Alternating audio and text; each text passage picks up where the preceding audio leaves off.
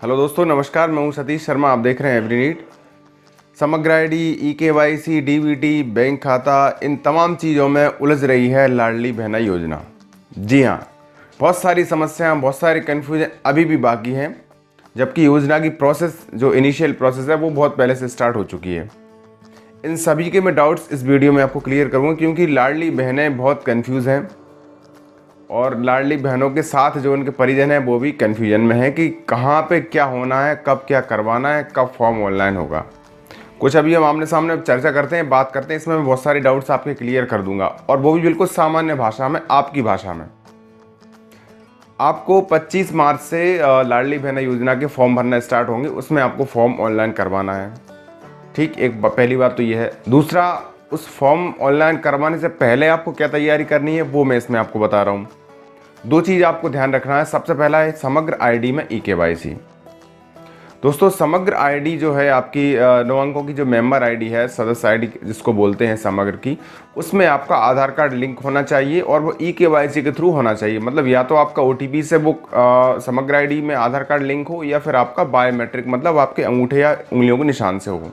इसी को हम बोलते हैं समग्र आईडी में ई-केवाईसी। ई-केवाईसी बहुत तरह की होती है, तो लाडली बहनें इसमें भी कन्फ्यूज है कि हमने तो ई-केवाईसी करवा ली है, लेकिन आपको समग्र आईडी में ई-केवाईसी करवाना है, जो कि आपका आधार कार्ड समग्र आईडी में लिंक वाली प्रोसेस ये होगी, जो कि ओटीपी से होगी या फिर आपका थंब इम्प्रेशन वाली मशीन पे अंगूठा लगा के होगी। अब इसमें दोस्तों होना क्या है, जैसे आप ई-केवाईसी अपनी करवाएंगे तो जो आपके आधार की डिटेल है, नेम, सरनेम, जेंडर और डेट ऑफ बर्थ, ये सब आपका समग्र आईडी में आधार के अनुसार हो जाएगा। इस योजना का लाभ लेने के लिए भी ये शर्त है कि आपका समग्र आईडी और आधार कार्ड में सब डिटेल सेम होनी चाहिए। तो आप समग्र आईडी में आपका ई-केवाईसी करवा लें। ये आप खुद घर बैठे भी कर सकते हैं। समग्र.gov.in ये पोर्टल है। इस पर आपके मोबाइल के थ्रू, यदि आपका आधार कार्ड लिंक है तो आपके मोबाइल के थ्रू घर बैठे भी आपका ई-केवाईसी कर सकते हैं। इसके अलावा आप चाहें तो आपके वार्ड, जो नगर पालिकाओं के वार्ड में ये शिविर लग रहे हैं वहाँ पे, या ग्राम पंचायतों में शिविर लग रहे हैं, या फिर आपका जो जिस जगह आप राशन प्राप्त करते हैं, जो कंट्रोल की दुकान है आपके यहाँ पे, वहाँ पे भी इसका ई-केवाईसी की प्रोसेस चल रही है। इसके अलावा एमपी ऑनलाइन, सीएससी सेंटर जो भी हैं, इन पे भी ई-केवाईसी आप करवा सकते हैं। मतलब कहीं भी आप ये ई-केवाईसी करा सकते हैं।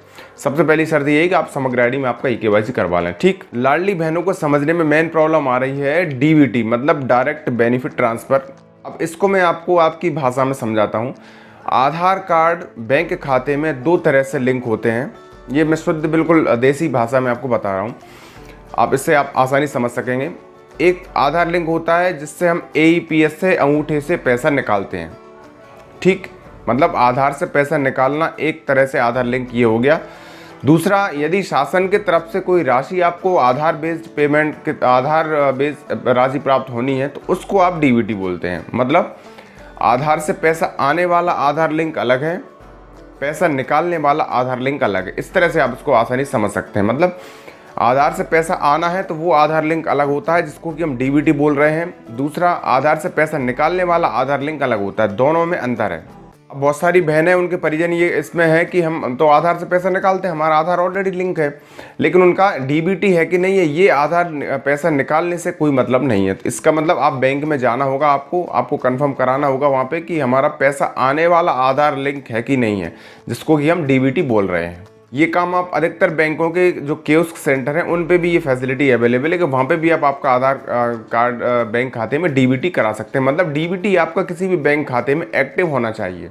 तो मेरा सुझाव सब लाडली बहनों को ये रहेगा कि आप आपका आधार कार्ड और बैंक खाता लेके आप आपकी ब्रांच में, जिसमें ब्रांच में आपका खाता, जिस भी बैंक में, वहाँ पे आप जाएं, एक बार आपको कंफर्म करवाएं कि आपका डीबीटी आपके खाते में एक्टिव है कि नहीं है। यदि आप एक्टिव है डीबीटी, तो फिर आपको कोई टेंशन करने की आवश्यकता नहीं है।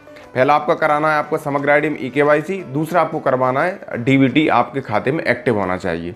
ये दो मेन शर्तें हैं जिसमें आम आदमी और लाडली बहनें जो है कंफ्यूज हो रही हैं। एक चीज़ और, पात्रता के लेके बहुत सारी पहले ऑलरेडी वीडियो डल चुकी हैं, आप लोगों को मालूम है। पात्रता की एक महत्वपूर्ण जो पात्रता है वो ये है कि 23 से 60 साल के बीच की महिला होना चाहिए, जो कि शादीशुदा है। उन लोगों को उन महिलाओं को ही इस लाडली बहना योजना का लाभ मिलेगा। तो ये भी आप उसमें आपके ध्यान में रखें।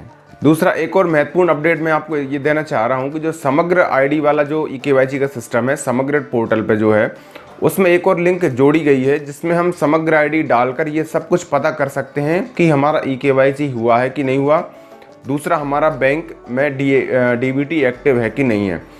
हालांकि लिंक ऐड कर दी गई है, वो अभी काम नहीं कर रही। जैसे ही वो लिंक ओपन होती है, जैसे ही उसको प्रोसेस स्टार्ट होती है, तो उसका भी वीडियो मैं जल्दी आपको लेकर आऊँगा, ताकि आप आपके मोबाइल से घर बैठे ही आपकी समग्र ID डालकर ये सब कुछ पता कर सकते हैं कि आपकी समग्र ID में eKYC है कि नहीं है। दूसरा, आपके बैंक में DBT आपका एक्टिव है कि नहीं है। क्योंकि अभी वो लिंक काम नहीं कर रही है प्रॉपर, इसलिए मैं उसको रिकॉर्ड अभी नहीं कर रहा हूँ। ठीक है, मैं इसको फिर से रिवाइंड कर देता हूँ। सबसे पहले आपको समग्र ID में आपका eKYC करवाना है। इससे पहले आपने कहाँ पे, किस योजना के लिए कहाँ पे eKYC करवाया है, ये महत्वपूर्ण नहीं है। आप एक बार फिर से आपकी समग्र ID, आधार कार्ड, मोबाइल वगैरह लेके आपका CSC सेंटर या MP ऑनलाइन या पंचायत के ऑफिस कैंप लग रहे होंगे, या बाढ़ आपके जो बाढ़ों में कैंप लग रहे होंगे, वहाँ पे आप जाएं, आपका एक बार eKYC चेक करवा लें। और आपको खुद वहाँ पे जाना पड़ेगा यदि आपका आधार कार्ड से मोबाइल लिंक नहीं है तो, क्योंकि उसमें आपका थंब इम्प्रेशन लगेगा। मतलब आपको समग्र ID से eKYC करवाना है।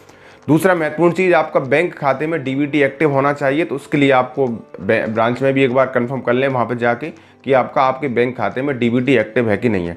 ये दोनों आप तैयारी रखें, क्योंकि 25 मार्च से जब फॉर्म ऑनलाइन होना स्टार्ट होगा, तो ये दोनों की यदि आपके डॉक्यूमेंट्स में कमी रहेगी तो आपका लाडली बहना योजना का लाभ लेने के लिए फॉर्म ऑनलाइन नहीं हो पाएगा। इसलिए आप ये दोनों चीज़ 25 तारीख से पहले कन्फर्म कर लें। ठीक है, उम्मीद है कि इस वीडियो से आपको कन्फ्यूजन बहुत सारे दूर हुए होंगे। उसके बाद भी यदि कोई आपका डाउट रह जाता तो कमेंट बॉक्स में टाइप करके मेरे से पूछ सकते हैं।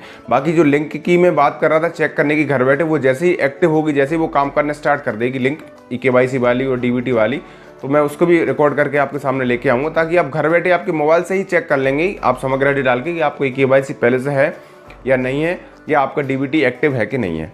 बहुत बहुत धन्यवाद।